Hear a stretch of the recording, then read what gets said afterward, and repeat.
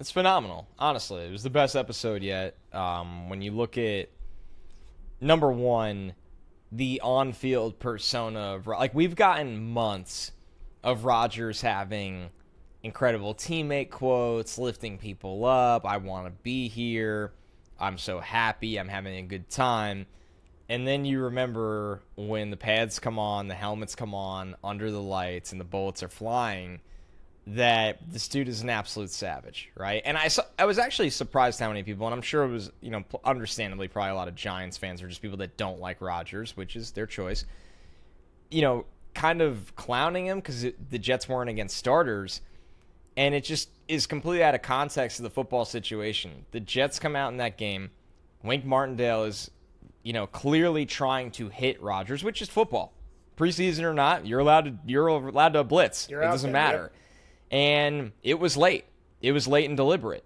And I don't care if you're Jihad Ward or an absolute superstar in this league, you're going to hear it from the guy. And I'd rather him be that way than, let's be real, Joe, like what we've watched at quarterback. Scared at times, not confident. Bullied, getting bullied around. Bullied and timid. Yep. Hit late, and now no one does anything. Right, and now you have this MFer, and you notice at the end of the clip, Becton came over. Now, it had just ended, so Becton didn't actually devour Jihad Ward after the touchdown, but he came over and was, going full charge. And then, I mean, the dude this is the reason he's had the career he's had, but when you actually hear it on the field, and, it's an NFL field is borderline scary, the speed that they play at, the violence of it, and I think, like you said, getting that behind-the-scenes look from the Hard Knocks angle of Rodgers. By the way, I literally burst out laughing at the "you don't."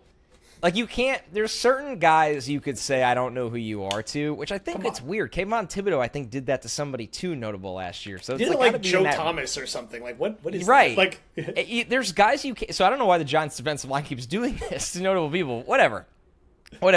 Rodgers literally goes, "You don't," and I just lost it because it's the perfect reply.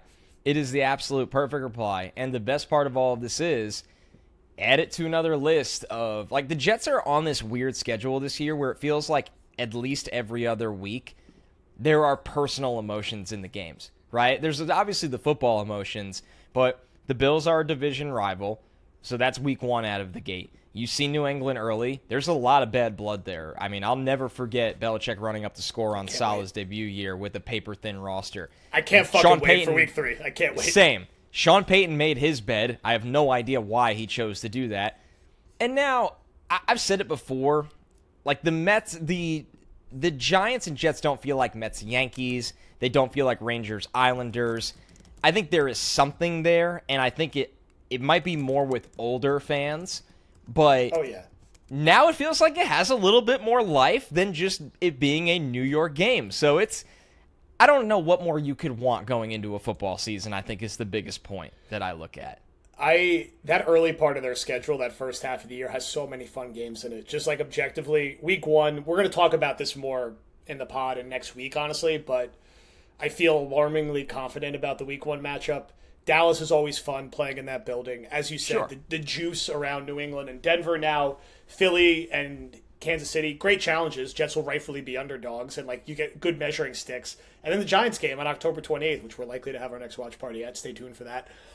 It's going to be fun. Both teams are going to be good. They'll be going at each other's throats. There'll be a lot behind that game. There's a lot to look forward to every week. The days of being Darnold and the Jets are playing Seattle today at 4 o'clock, and they're 2-13, and they're going to lose 47-3, and the game's going to be over in 8 minutes. And me and you were recording post-game therapy in the third quarter.